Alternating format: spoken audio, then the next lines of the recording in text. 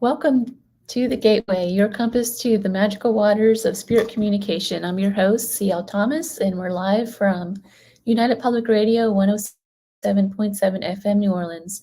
My guest tonight, Michelle Desrochers, she is a co-host. Well, she's not a co-host with me, but she is a host on another show with United Public Radio. Hi, Strangeness. I'm really excited to have her on. Let me get her on here. Hi, Michelle. I can't hear you. That's because, I'm producing while I'm working and I muted myself. So, hello. How are you? I'm good. How are you doing? It's been a while since you've been on. It has. I'm doing well. Thank you. I love coming on with you. We always have such a great time. Hi, Z Sun Dragon. I think that's who that is. Yep. So listen, I have a favor to ask. She says hi to you too, or he. I'm not sure who that is. Um, I'm in Seattle, you guys, and I don't know anything about Seattle. I spent the whole day walking around the marketplace because I'm kind of staying very close to there. If you know of anything haunted or any good locations to go eat, like I'm really hungry. So after this show, I need to go find something to eat. Please put it in the comments if you have any suggestions for me to go or check out. I'll be here until Sunday and I have some downtime and I want to go look at some haunted locations. So, Heidi, if that's your home, please let me know some locations. CL needs help, Heidi. Um, so, Michelle, we're going to talk about the similarities between ghosts and aliens. Yes. Yes. There are many. There are many. And people, excuse me, don't realize this. I did not realize this, of course, until well into adulthood. And when I started interviewing people, kind of like what we're doing here, listening to stories and thinking back to not only my own life, but many of the people that I have helped also who were having experiences on both fronts. So lots to talk about. So where would you like to start? Gosh, this topic is so deep, it's hard to know. So, there's a huge overlap in the paranormal field right now. You go to a paranormal convention and you can hear a talk about Bigfoot, and then you can hear a paranormal talk, and then you'll hear something about skinwalkers. I feel like it's all overlapping. Mhm. Uh, I guess where we start is why are they all so similar? Is it just because they're all unknown? Well, I believe everything is intertwined. I think we're looking at a multiverse thing. You're getting into quantum things. I mean, stuff that we could do 2 hours and still only be scratching the surface of conversation. But let's start with the basics of paranormal because I think that's extremely popular. That the shows are all over the place. I mean, television is just flooded with it. So is social media, and I think it's because groups are just a little bit easier to start. There's just so many haunted locations throughout the world. It's easy for people to go and explore, as opposed to looking for UFOs. The chances if you've seen one, maybe 50-50 if you're lucky, if you know what you're even looking for. So when we talk about paranormal, for instance, we'll hear things, especially with more malevolent hauntings. We'll hear about foul smells, such as sulfur or excrement, things like that, bright flashes of light just appearing, crackling sounds and banging around. Um, I think with that, right there, the same thing applies to ET, to having alien visitations. If you have the sulfur smell is huge, and bright white flashing lights, huge. I mean, I've had that one personally. Crackling sounds, yes, I've had it. I've had the foul smells throughout my life, but what was I really experiencing? They were definitely crossing over foul smells, even with, cryptids such as Bigfoot. People have reported foul smells. I mean, obviously if you live in the forest, it's going Mhm. to be a little bit, going to be a little bit smelly, much like, a lot of wildlife, It's like right? a musty, they say it's like a Yes, musty animal smell. yes, exactly. But we have orbs. Now, orbs can be easily explained away. I don't believe they are the reason that for all the sightings, like dander, moisture, pollen, things of that nature, I don't believe that all orbs are these things, even though many are. Orbs have been seen around homes that have been haunted.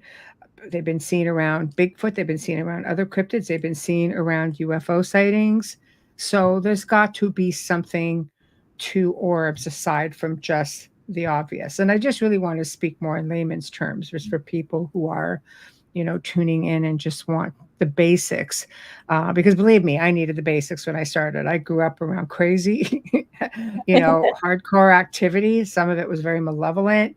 I've seen spirits my whole life, and I have seen balls of light just floating with my eyes wide open.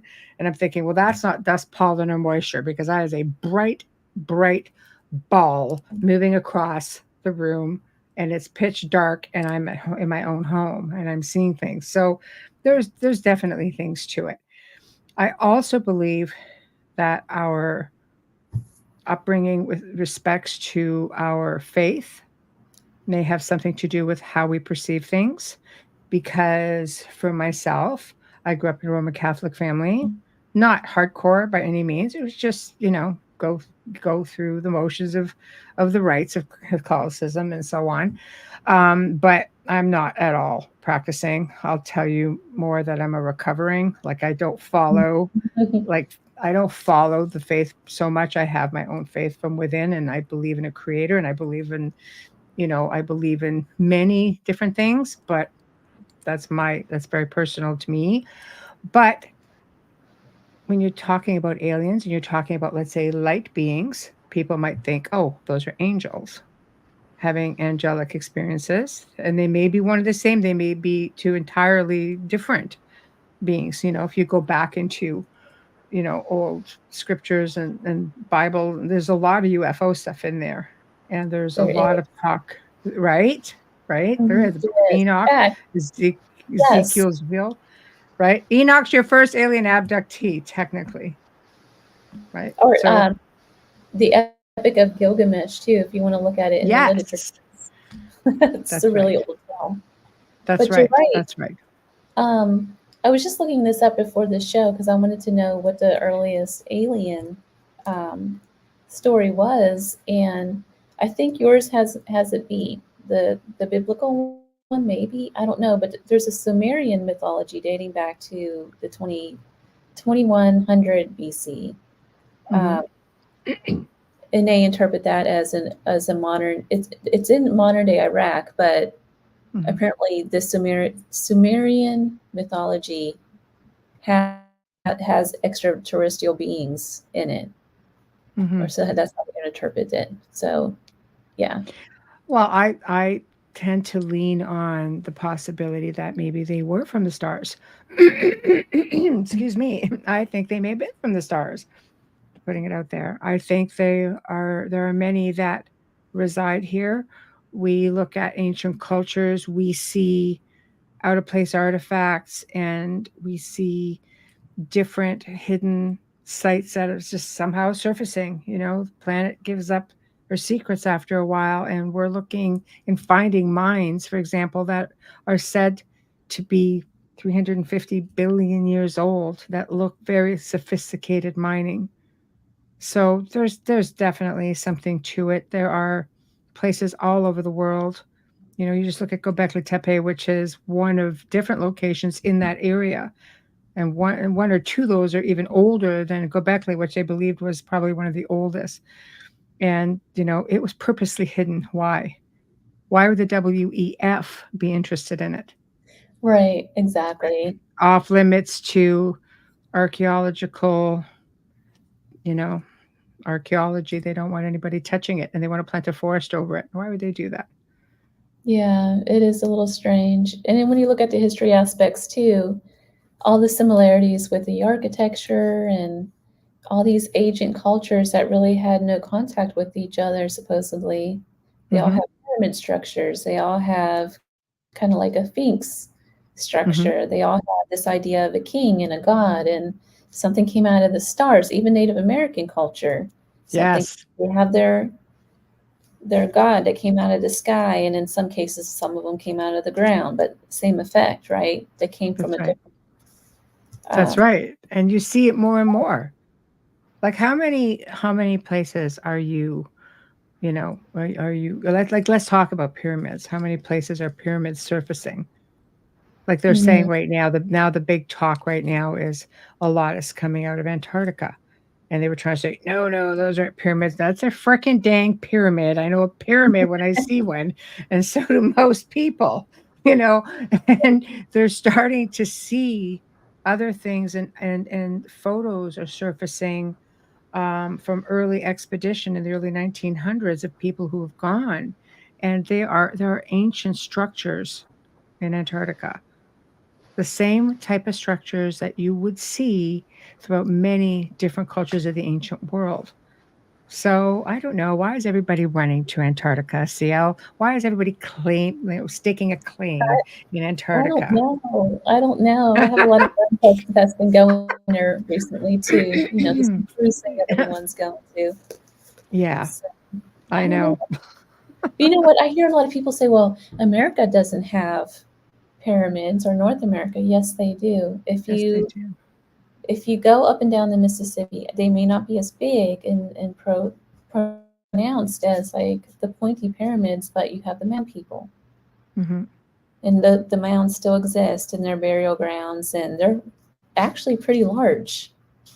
They are. I can connect you with somebody who actually researches a lot of those mounds and has great information on them. I And would love he's to have them on the show. okay. That's I will do that because he's incredible. We had to do it in two separate shows because he's just so versed. There's just so much information, and that's right here on our side of the world, which is really it. cool to hear, all this information.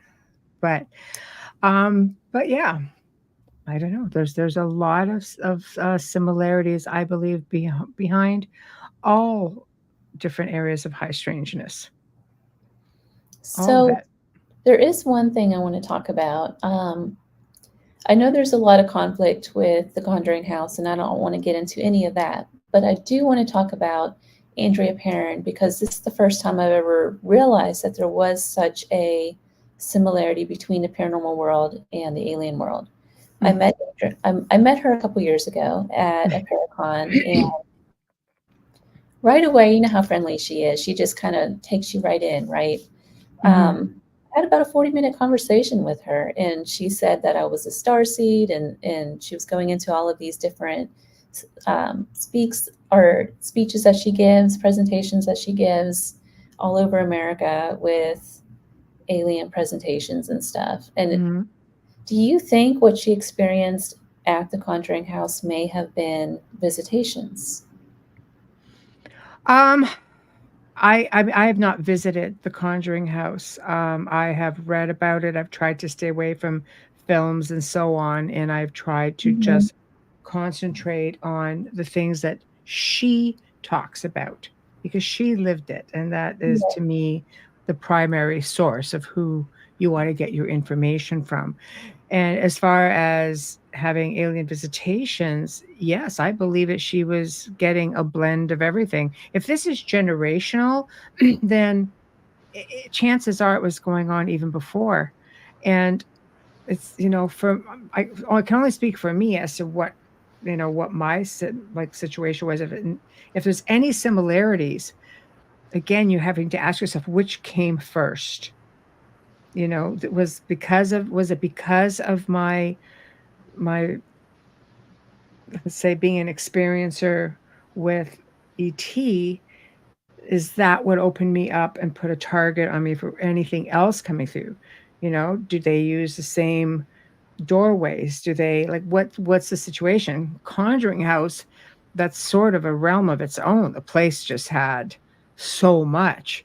And I was almost saddened when I saw it get, sold and purchased and opened up for the type of investigating that I was reading about with respects to, Ouija boards and everything else.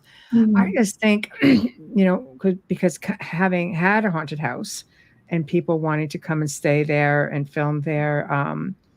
Sometimes, even with the best intentions, people come in and just they don't really know what they're doing or have an understanding of the consequences of some of what they're doing.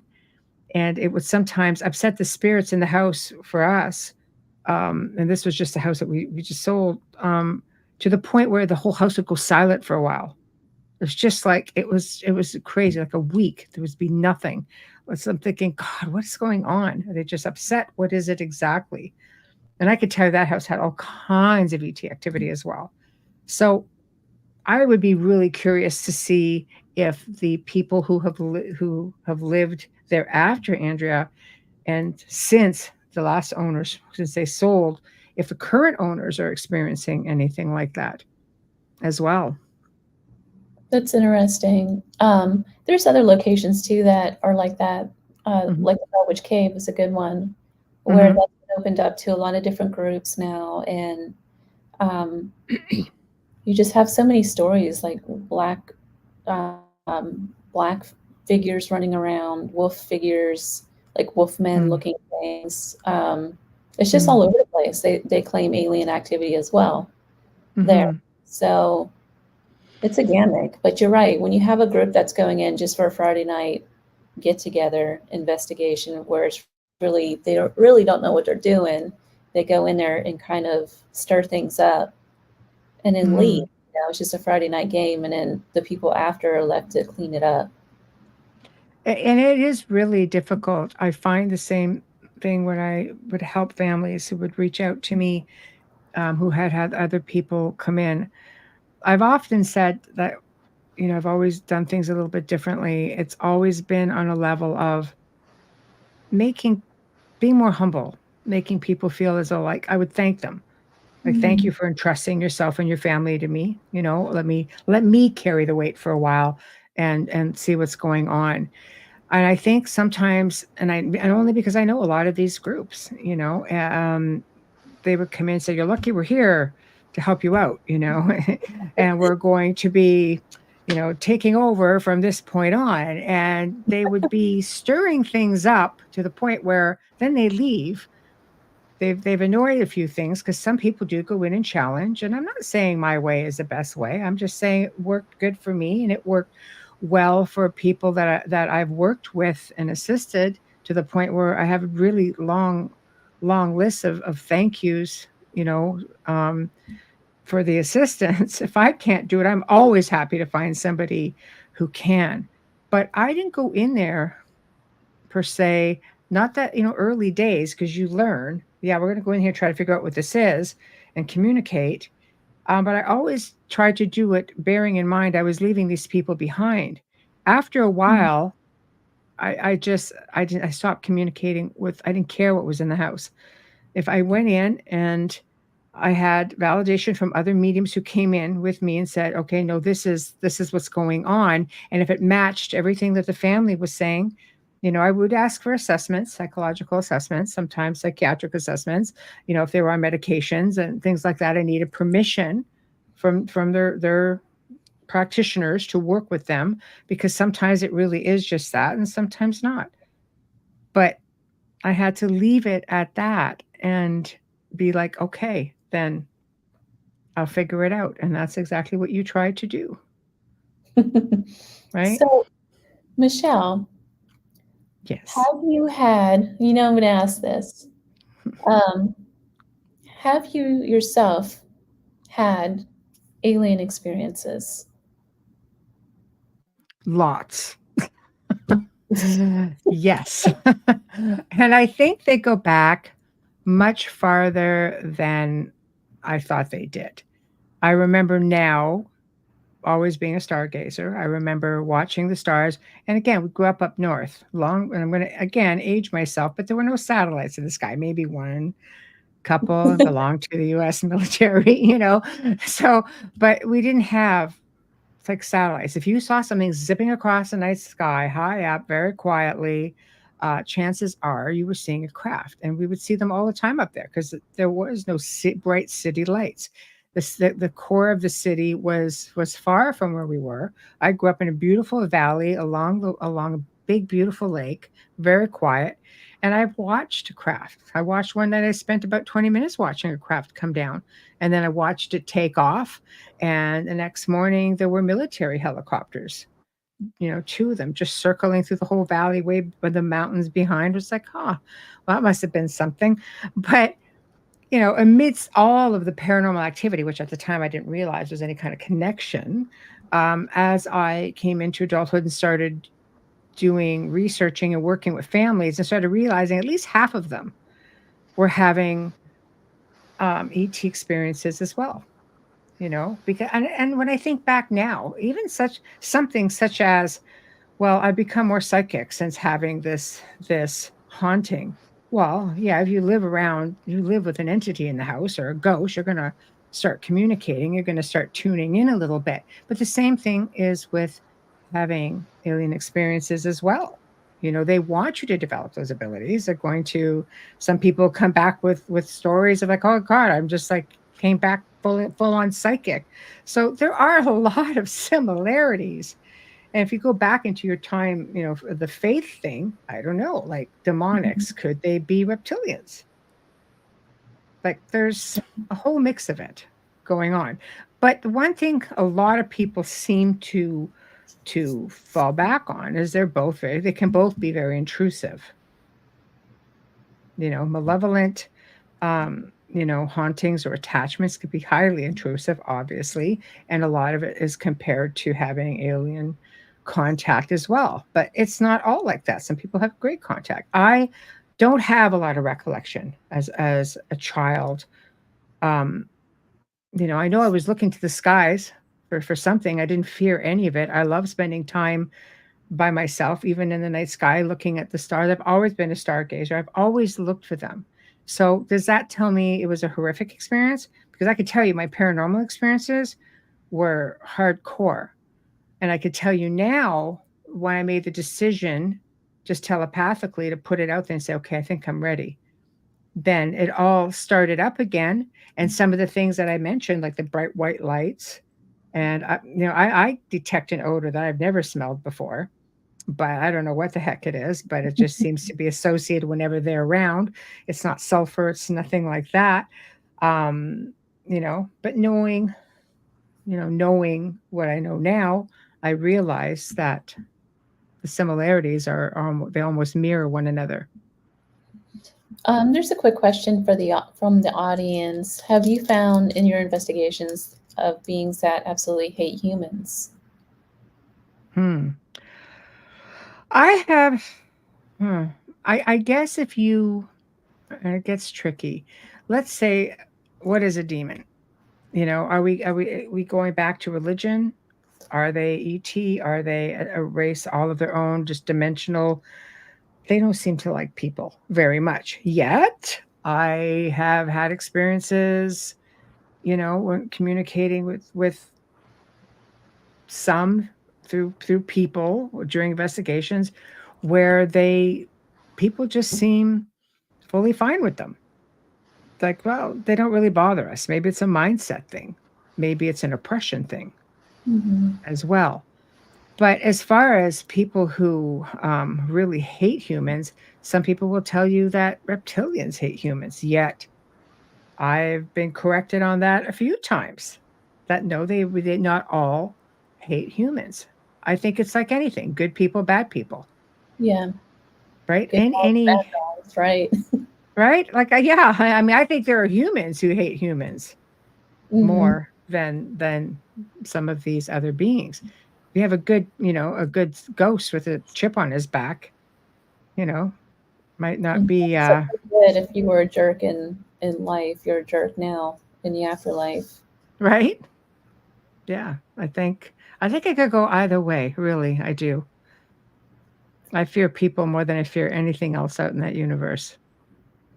Yeah, I do too. It's funny because I travel all over the place all the time, and I love going into the Bell's Witch Caves and places like that. And it's not the ghosts and spirits that scare me. It's running into another human being that might not be so nice out Right. there. Isn't it sad? Fear. Hmm. Yeah, it's sad to think that that situation has become a meme, Yeah. right? So, you know it's bad when you make a meme about it. So, Michelle, you have, I want to make sure we get into the story about your sister. Oh, my sister. Yeah.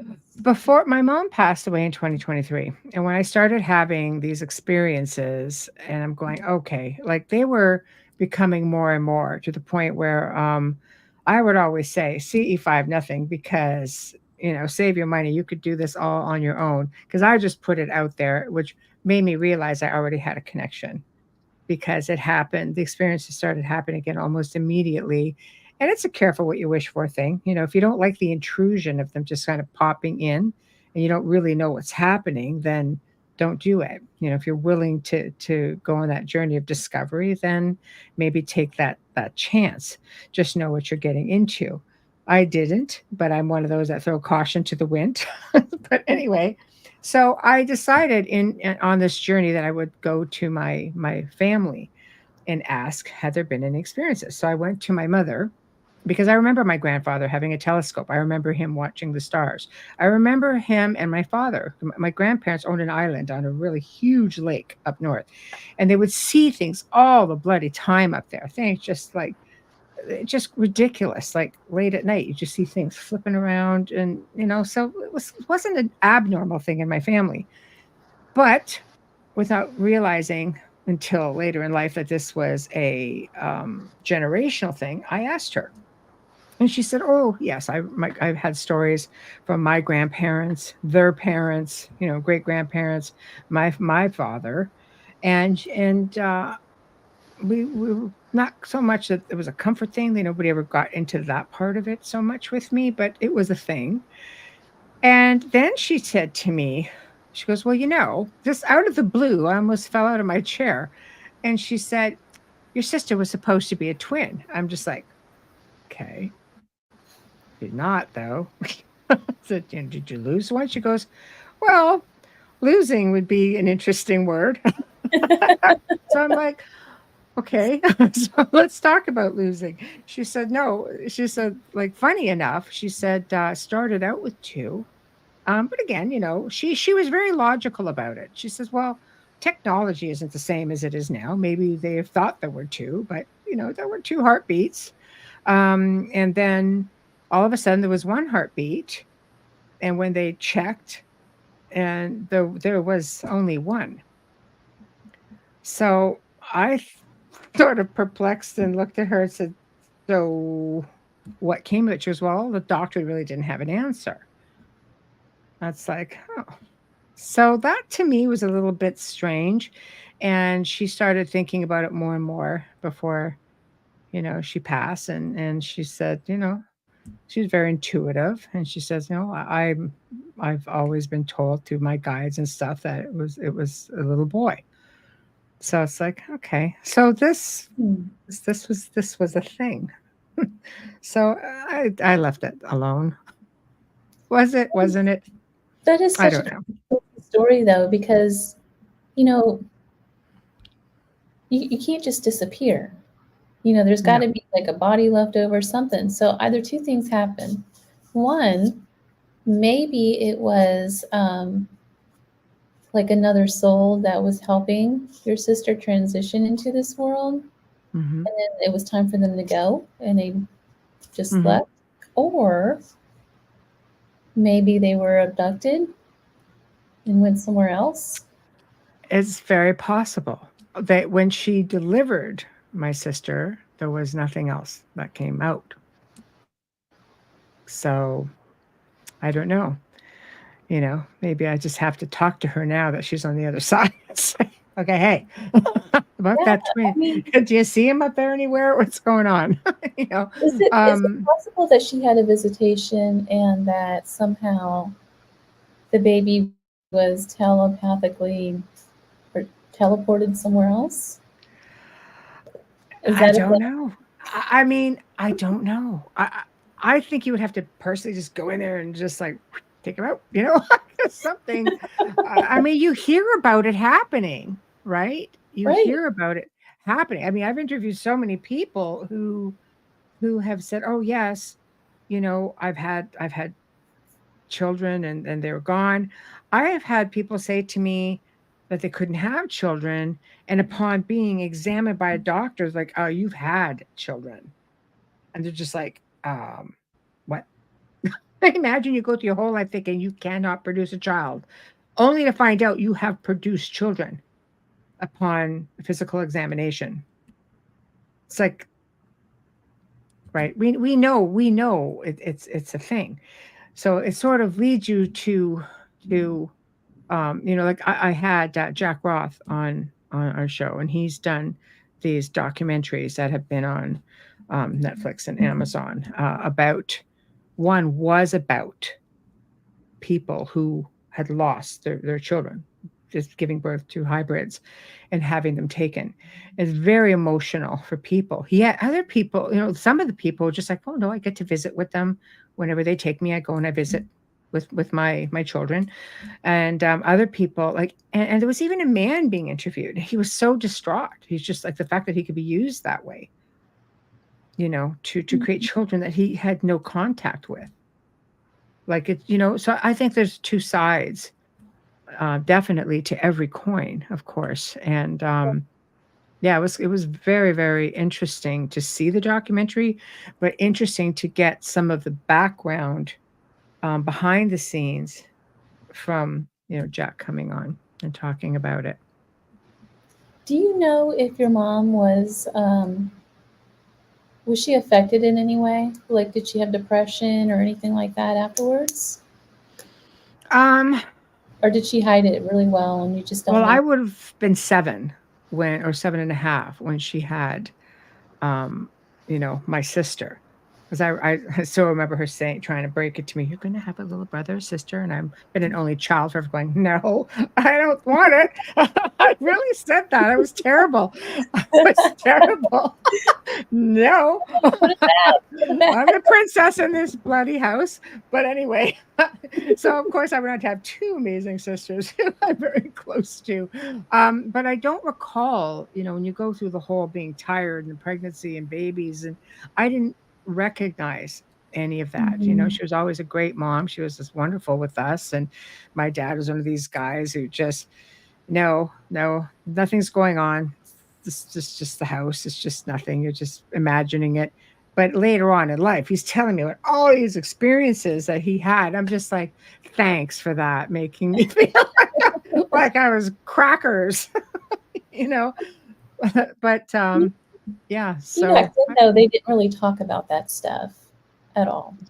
You it know. just didn't, you just didn't. But I know that when she talked about it in later life, like especially last year before she passed, she really reflected a lot on it. And she said, I just always wondered. And she goes, and I guess I always will.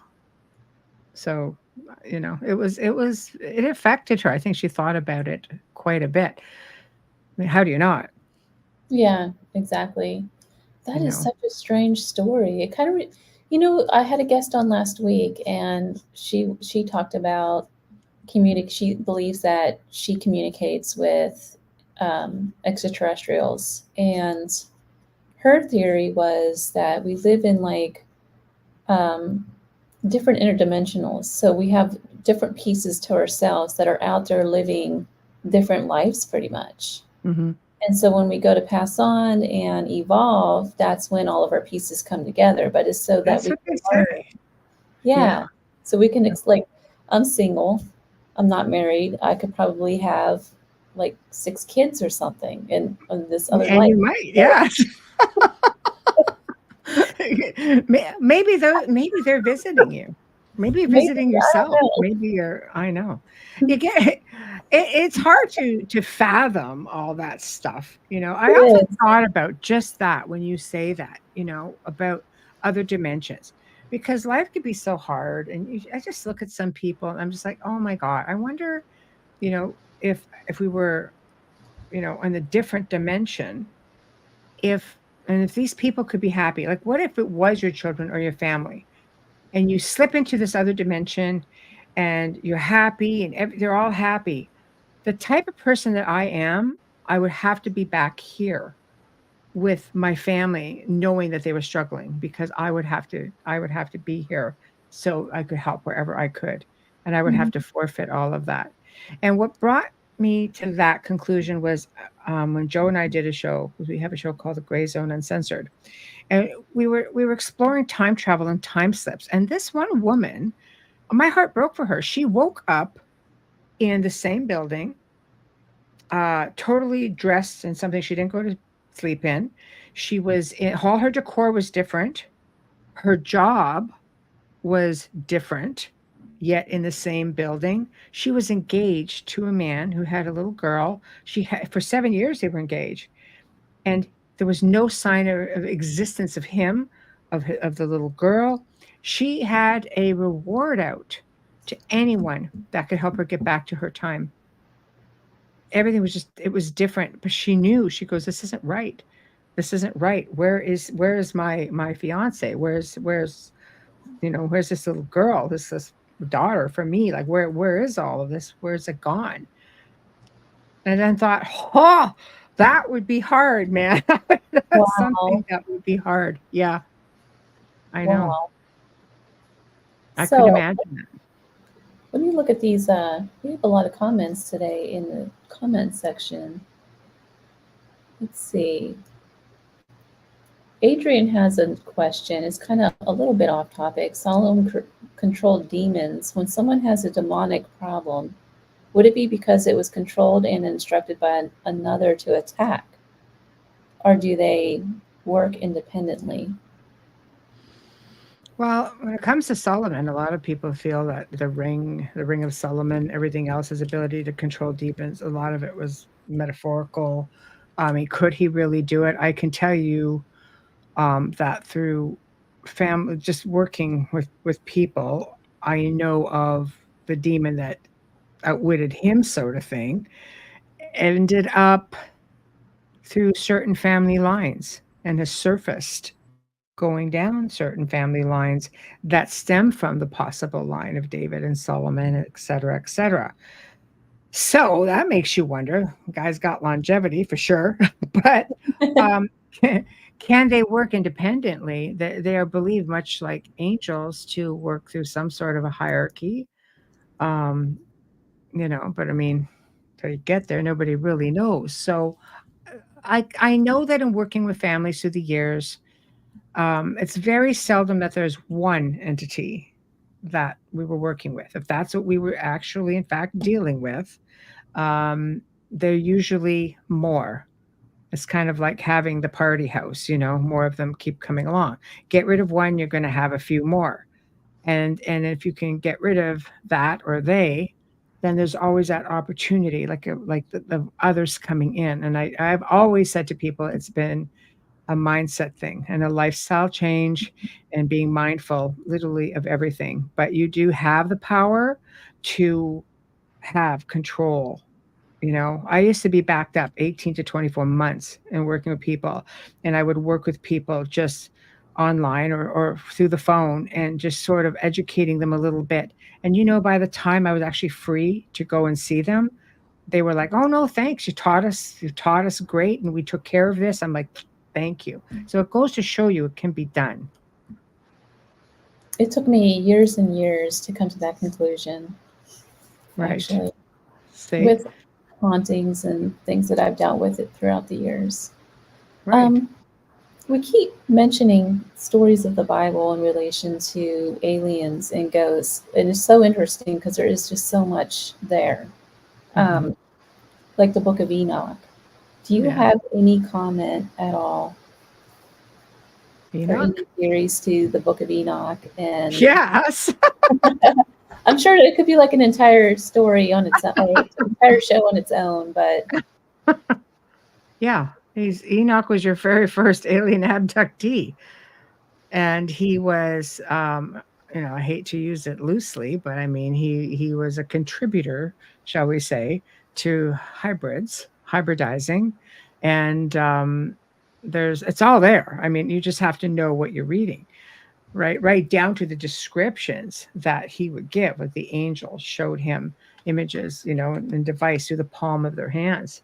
To me, is feels a lot like a cell phone would feel, and Mhm. seeing images, and having, the glass floors, being able to see down, and he was, seeing the clouds, and I mean, you that there's so much to that. I highly recommend. Yeah, say the favorite biblical tale.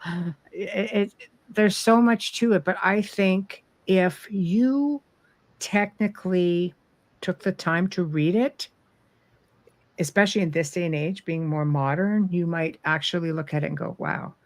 Because I mean, there are paintings out there with Mm, UFOs, right? The there birth of is. Jesus Christ, the crucifixion of Jesus Christ. Go and look in the sky, you will see UFOs in there. And those goes back to like the 15th, 16th century, right?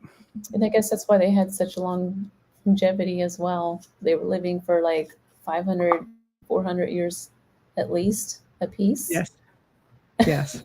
I know. But to your point, if you were if you were somebody that lived in the middle of the Southwest and you had never seen a plane before or anything like that, and all of a sudden the space shuttle comes down, I mean, how would you even describe that? You would describe it as like a fiery chariot, just like in the Book of Enoch. So Exactly. Ezekiel's wheel. It's the same. yeah. It's the same. It's the same idea. I mean, there have been stories, even experiments, going into the jungles in the Amazon and coming in with like a plane, like just modern day.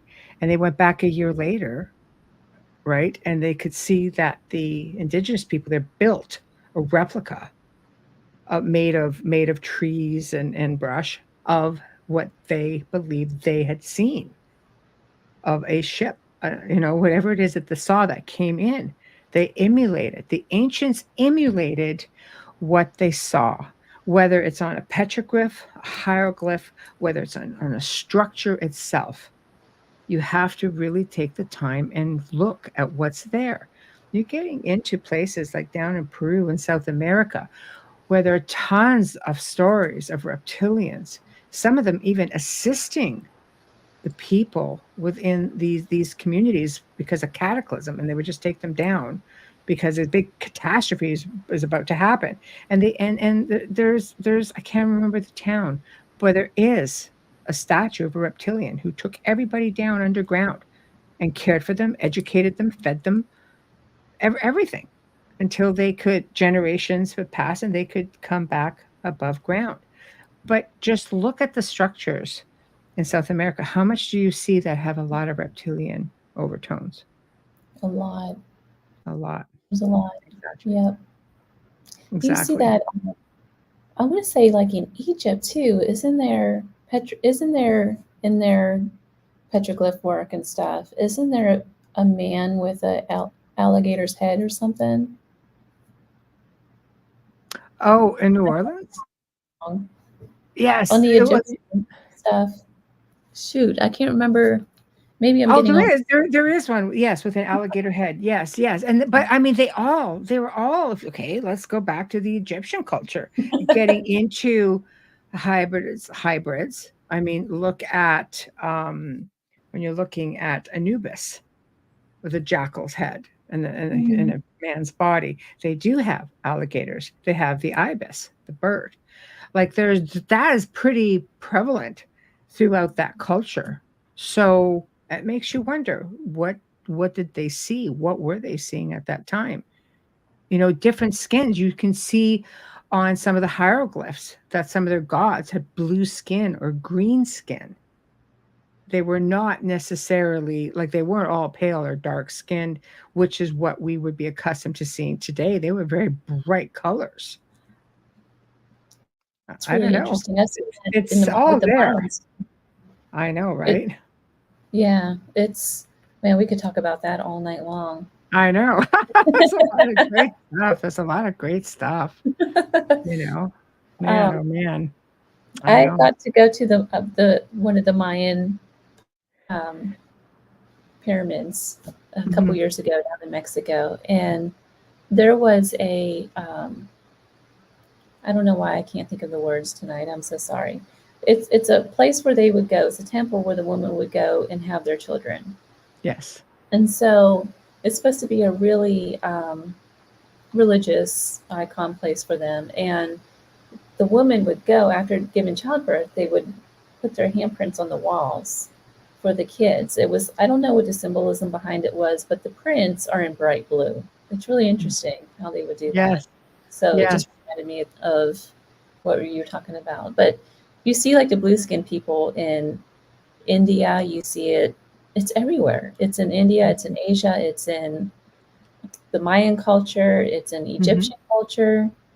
Well, look at the green-skinned children that I think what was it in Ireland they were seeing?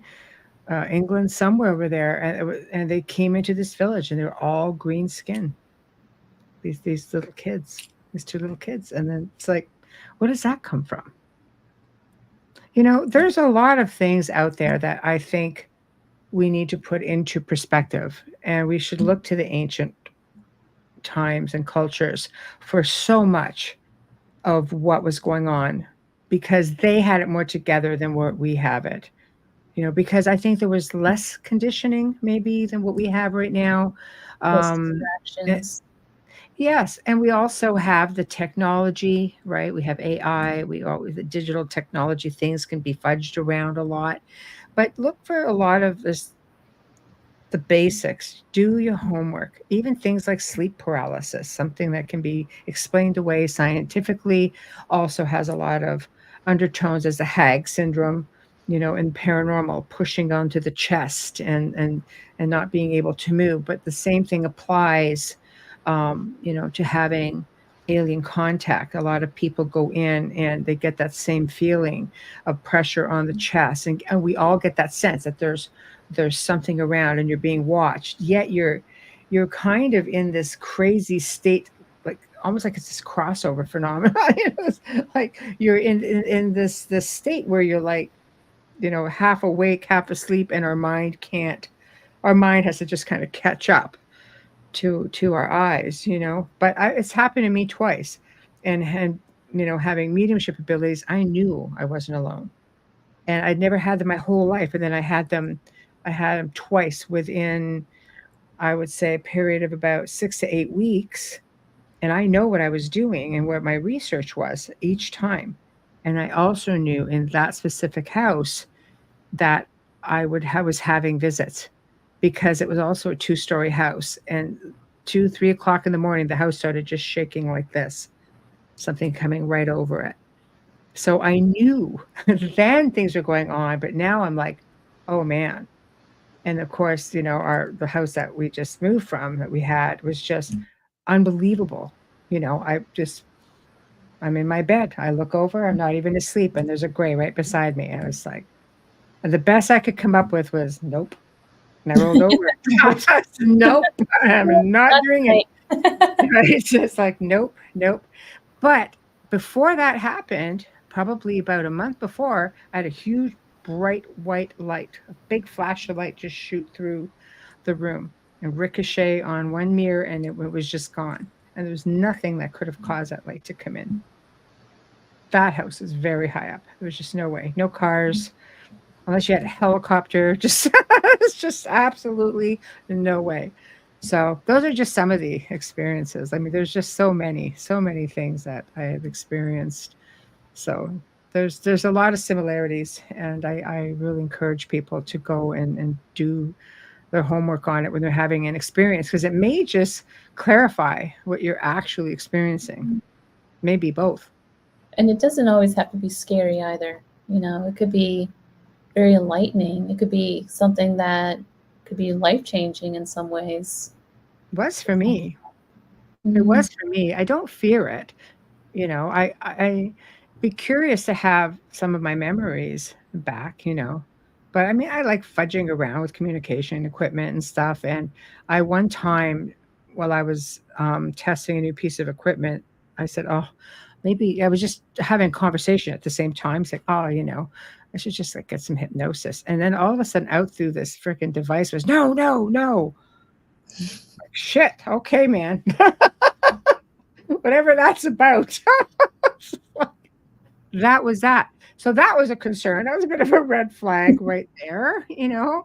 But then there's that part of me that really I'm not interested in having it done. It's just like, if I can't remember it on my own, I'm just not interested in knowing. There's a reason I'm not supposed to know. Maybe it will damage me. Maybe it will progress me to the point where I'm not ready to be progressed. I know that right now I'm comfortable with the stories and the experiences. I don't like the intrusive part of it, but I find that if I say no, no, go away. I'm not in the mood, or I just don't feel like it, whatever the case may be, that it stops. So that shows me that there's a degree of respect as well. So Michelle, you're such a good guest. I wish we had 2 hours, but we are just out of time already. I we can't are. believe it. Thank you. Real quick though, I don't even know if you can answer this quickly. What does all this mean? It means that we are part of something much greater, that we're not the first kick of the can on this planet. We have had so many more before us, and who knows who will be here after us. But have an open mind and realize that we are just a very small grain of sand on a very big beach, at the very least. And don't be afraid to educate yourself and to learn, because it's an incredible experience. We really are just essences having a human experience. Remember who you are, where you came from, and embrace it. Very well said, Michelle. Thank you. Where can people find you? Well, you can find me on the Outer Realm every Wednesday and Thursday night. We start technically at 9:10 p.m. Eastern. We have great guests every single week. My little compadre, Amelia Pisano, is usually with me, and we have a lot of fun, a lot of great educational guests. So tune in, or just find me at michelledesrochers.com. Best way to reach out to me. Don't do social media. I can't do it. Yeah, just Michelle, too thank you so much for being on. pleasure. Thank you for having me. Always a pleasure. You're listening to The Gateway, your compass through the magical waters of spirit communication, broadcast live from United Public Radio, 107.7 FM New Orleans. Thank you for listening.